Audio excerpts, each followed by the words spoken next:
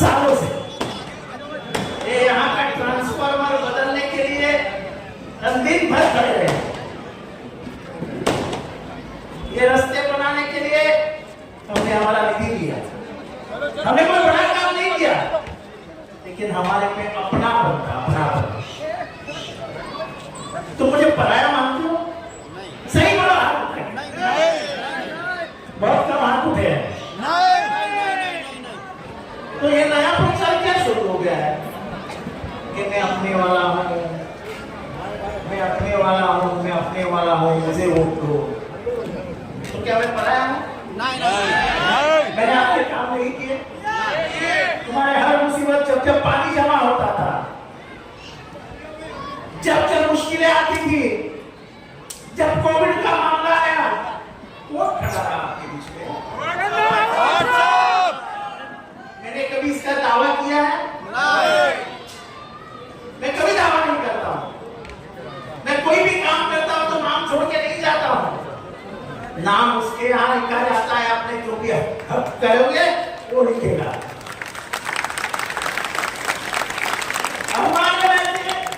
इंसानियत को मारना नहीं है, वो अपने दिल में रहती है।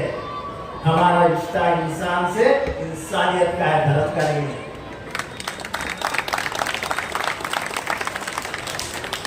जब वो चाचा को ट्रेन में मारा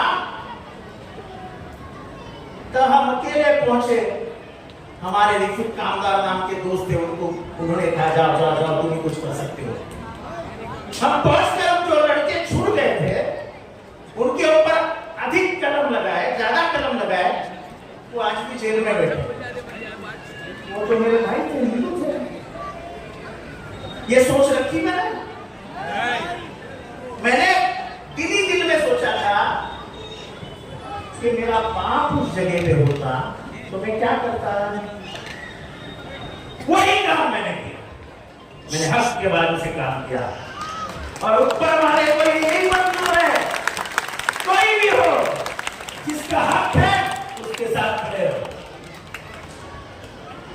और मैं उम्रा में आके यही सीखा हूं, और मैं मेरे बचपन से यही सीखा हूं कि जात धर्म का कोई अंतर नहीं होता है, अंतर होता है सिर्फ इंसानियत।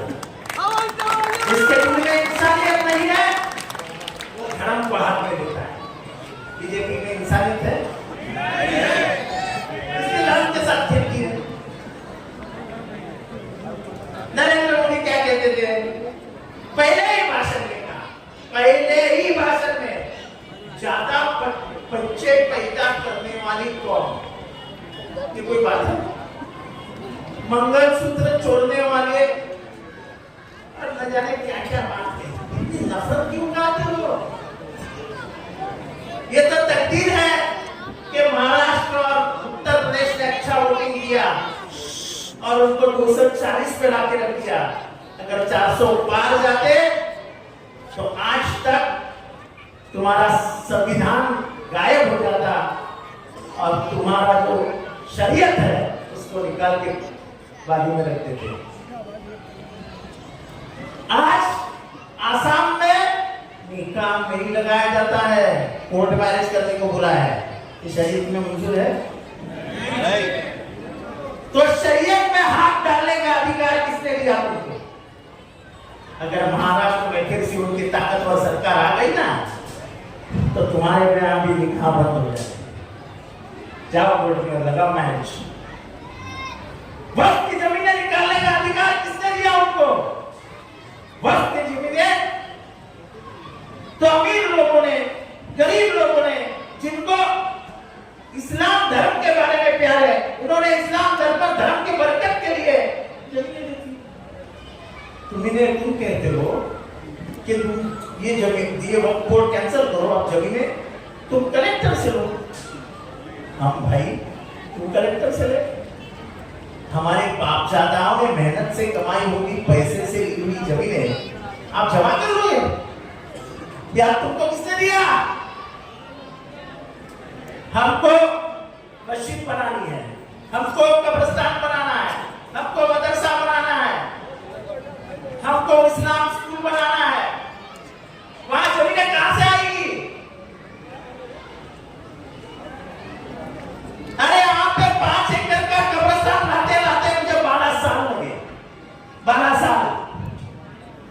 थोड़ी ताकत बढ़ गई तो ये अरे पिछले बार भी कब्रिस्तान है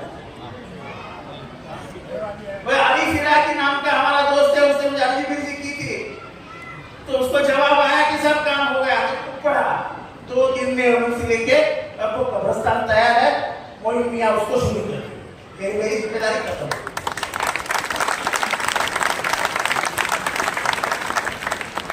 अरे तुम तो कब्रिस्तान की जमीन खाने वाले लोग हो, मैं बोलता नहीं हूं किसी के बारे में। मेरा सवाल इतना ही है कि विशालगढ़ पे हमला हुआ, लोग पकड़े गए? तो पकड़े गए क्या? उसके बाद नीचे उतरे, गजापुर की मस्जिद चढ़ाई। तुम गजापुर के हो क्या? अरे वाह, एक आदमी मिल गया, ऐसा है मोहरा। दुनिया के किसी भी कोने से एक आदमी यहाँ पे रहता है। ये गजापुर नाम का गांव है, जरा ऊपर ये गजापुर नाम का गांव है, ये कोल्हापुर में है लेकिन कोंकण के नजदीक है। ये आया हुआ है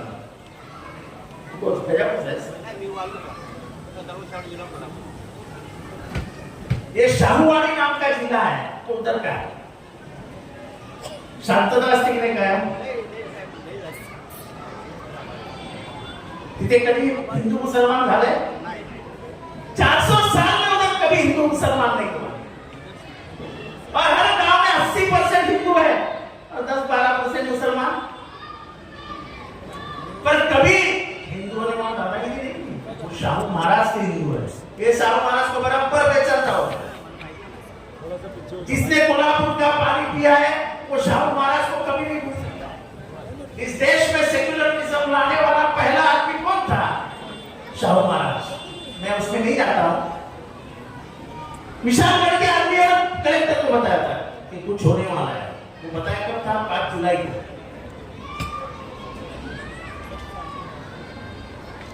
बारह तारीख को पुलिस स्टेशन में जाके बताया कुछ ना कुछ होने वाला है। विशालगढ़ में गेले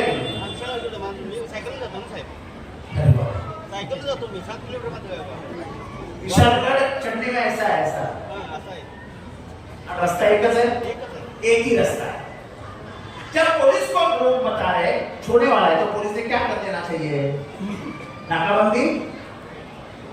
पुलिस ने कुछ भी नहीं किया। 100-200 लोग ऊपर चढ़ गए और सुबह होते ही पूरा दरगाह जो 1300 साल पुराना था उसको तोड़ नीचे उतरे और वो गजापुर गांव में गए और वहां जाके मस्जिद तहस नहस कर रहा है। यार खुद को किसके दिया? पकड़े गए कोई चाचा को मारा, वो तो हम वहां थे इसलिए वो जेल में बैठे। नबी के मामले में जिन्होंने गुस्ताखी की उस गंगागिरी महाराज को पुलिस ने बुलाया क्या? ऊपर से क्या कहा गया कि इसके बाल को भी धक्का नहीं लगाने देंगे। अरे हम उसके बाल को धक्का नहीं लगाना चाहते हैं।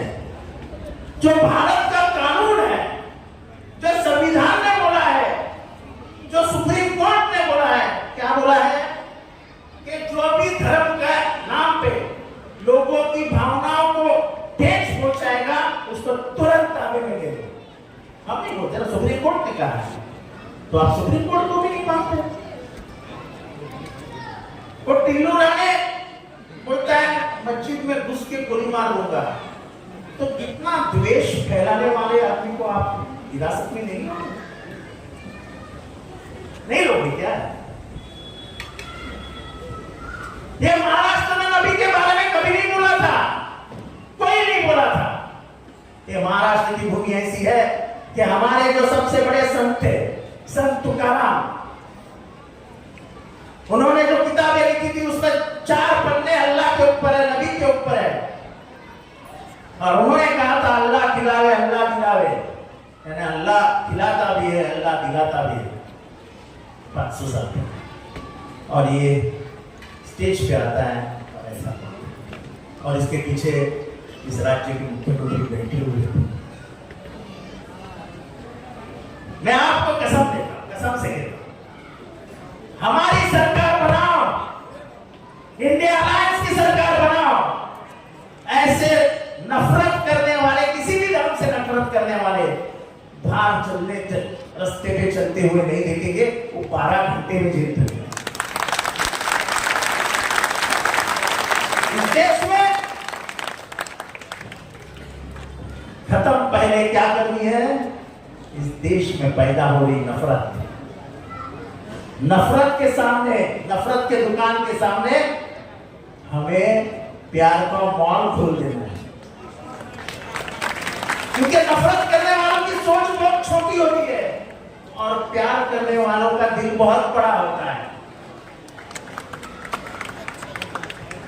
मैं तो गाना गाता हूं हमेशा, बस यही अपराध में हर बार करता हूं, आदमी हूं आदमी से प्यार करता हूं। क्यों? किसने आया? नफरत फैलाने आया हो क्या? क्या फायदा? अरे प्यार से बात करो। क्या हो रहा है देश में? नाम पूछा, अहमद, मार कान के नीचे। गाड़ी में जाता है, घुसता है वो एक खबरदार, जिसको टोपी दाढ़ी दिखता है, टैक टैक टैक 4 लोगों को मार देता है। तो एक दलित इंस्पेक्टर था जो रोकने की कोशिश करता है, बिना उसको गोली मार देता है। और फिर हमारी पुलिस क्या कहती है? रेलवे पुलिस कि नहीं वो पागल था, तो पागल अपनी को ड्यूटी पे रखते क्या आप? मैं पहले ही बोला वो पागल नहीं था, उसके दिल में मुसलमानों के लिए नफरत थी, इसलिए उसने चुन चुन के मुसलमान मेरे ऊपर बहुत बरसे लोग। 4 महीने के बाद हॉस्पिटल ने क्या कहा कि ये बिल्कुल ठीक ठाक है, इसमें कोई मानसिक व्याधि नहीं है, ये बिल्कुल सीधा साधा चलने वाला, अपना भेजा जगह पे रखने वाला इंसान है।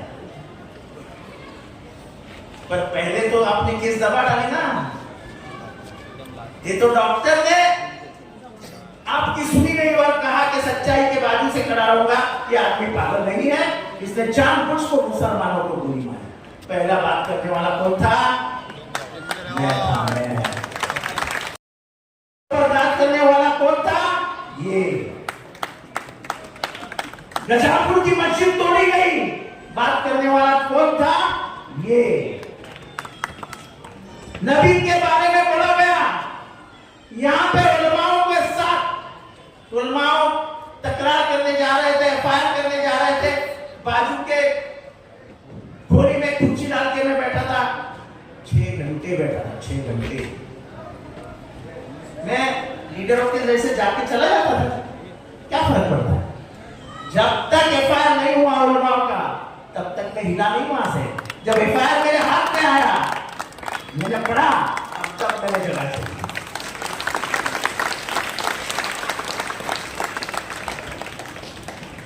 ये हमारे कुछ घड़ियाल वाले आपके पास आएंगे। एक जमाने में ये जो पार्टी लेके घूम रहे हैं, वो पार्टी किसकी थी? जरा जोर से बोले, किसकी थी पार्टी? किसकी? शरद पवार ने एक बच्चे को जन्म दिया, उसको पाला, उसको पढ़ाया, उसको इज्जत मिला के दी, और एक दिन आधी रात में उनको घर से धक्का मार दिया और जाते जाते उनके हाथ से घड़ी ऐसे छीन ली। हम घड़ी छीन, जब ट्रेन में छीनी जाती है तो उसको क्या बोलते हैं? क्या बोलते हैं?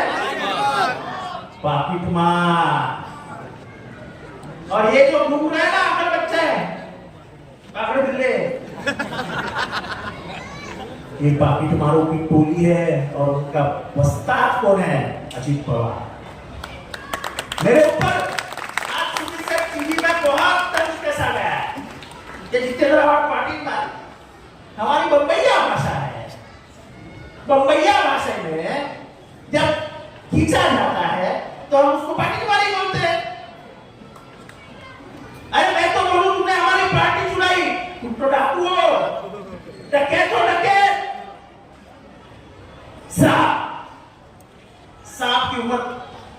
बताएंगे 85 है 85।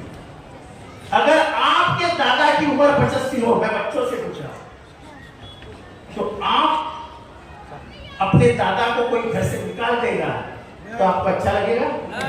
जोर से बोलो। दादा से प्यार करें। ये भतीजा जिसको 40 साल साहब ने संभाला, उंगली पकड़ के चलना सिखाया, 5 बार उप मुख्यमंत्री बनाया, वो एक दिन हमारे साहब को घर के बाहर कर देता है, पार्टी खींच लेता है, गरीब खींच लेता है। मैं उसको डाकू और पाकिट मार बोलूं तो कुछ गलत बोल रहा हूं क्या? आप हाथ उठा के बोलो, मैं गलत बोल रहा हूं क्या? अभी बोले जितेंद्र आव्हाड को जवाब हम मुमरा जाते देंगे। अरे कौन पूछता है तेरे को? ये जितेंद्र आव्हाड किसी के बाप से नहीं डरता है, किसी के बाप से डरता हूं तो ऊपर वाले से और मेरे शरद पवार से, जिसको मैं बाप समझता हूं, क्योंकि मुझे माँ बाप है। जब भी उनके ऊपर वार हुआ, जब बटन खोल के महाराष्ट्र में कौन खड़ा था? जितेंद्र आव्हाड। मैंने कभी ये नहीं सोचा कि फायदा और नुकसान क्या है। मैं अगर बीजेपी में चला जाता तो मुझे भी अच्छी मिनिस्ट्री मिलती, लेकिन उसूलों से खेलना नहीं चाहिए। ये रास्ते बन सकते हैं, बिगड़ सकते, रास्ते बन सकते हैं, बिगड़ सकते हैं, लाइट आ सकती है, जा सकती है, पानी आ सकता है, जा सकता है, फिर से मिल सकता है, लेकिन जिस दिन इस देश की विचारधारा बदल गई, आप यकीनन मान लो कि ये देश हमारे और तुम्हारे हाथ से निकल जाएगा। हमको ये देश अगर बचाना है तो बीजेपी के विचारधारा को रोकना पड़ेगा। और इसलिए नबी क्या फरमाते हैं? ये जालिम और जुल्म दोनों का मुकाबला करो, इसे खत्म करो। आपको पूछा जाएगा कि जब जुल्म हो रहा था और जालिम का मारने का हथियार तुम्हारे हाथ में था तो तुमने क्या किया? तो तुम आपसे बोलोगे कि डॉक्टर बाबा साहब अम्बेडकर ने दिया हुआ हथियार हमारे पास था। वो क्या था? वोट। हमने वोट देके जालिम और जुल्म को खत्म करने का काम किया। आपको वोट देना पड़ेगा और सेक्युलरिज्म को बचाना पड़ेगा। इस कॉन्स्टिट्यूशन को बचाना तुम्हारा फर्ज है। जो कॉन्स्टिट्यूशन तुम्हें धर्म का स्वातंत्र्य देता है वो डॉक्टर बाबा साहब अम्बेडकर की देन है। अपने फंडामेंटल राइट, अपने फंडामेंटल राइट, मूलभूत अधिकारों में लिखा गया है कि राइट टू रिलीजन आपको दिया गया है, यानी आपके धर्म में जो भी कानून है उसको पालने का स्वातंत्र्य है। तो ये कैसे आ सकते हैं आपके शरीर के बीच में? ये संविधान को मिटाने चले थे। पर आप लोगों ने जिस बेदारी से वोटिंग की उत्तर प्रदेश और महाराष्ट्र में, यहाँ का मनपसंद हिंदू जो 90% 80% है, ये हमेशा कहते हैं वोट जिया हुआ, वोट जिया हुआ। अबे चंद्रपुर में कितने मुसलमान है? कितने मुसलमान है? नासिक में कितना परसेंट मुसलमान है? दिंडोरी में कितना परसेंट मुसलमान है? गढ़चिरौली में कितना परसेंट मुसलमान है? रामटेक में कितना परसेंट मुसलमान है? जवाब दो। लोगों का माथा भड़काने के लिए मत बोलो। तुमको अमन पसंद हिंदुओं ने भगा दिया। अगर अमन पसंद हिंदू चाहते तुमको, तो जिस जगह पर राम मंदिर बनाया गया है वो अयोध्या तुम जीत लेते, पर अयोध्या के हिंदुओं ने भी देखा कि तुम राम का इस्तेमाल कर रहे हो, हमारे भगवान का इस्तेमाल कर रहे हो, उन्होंने भी बोला। और इसलिए मेरे भाई और बहनों, ये जो आ रहा है आपके पास, ये सब पाकिट मार। मैं आगे कुछ नहीं बोलना चाहता हूं। मैंने हमेशा आपकी लड़खड़ की लड़ाई लड़ा। मुझे डेवलपमेंट मत सिखाओ, इसका डेवलपमेंट इस शहर को। मैं सबको पूछना चाहता हूं, क्या आपको 15 साल में मुमरा पड़ता हुआ नजर नहीं आता है? आप बताओ कि मुमरा पड़ता है कि नहीं पड़ता है? हाथ उठा के बताओ।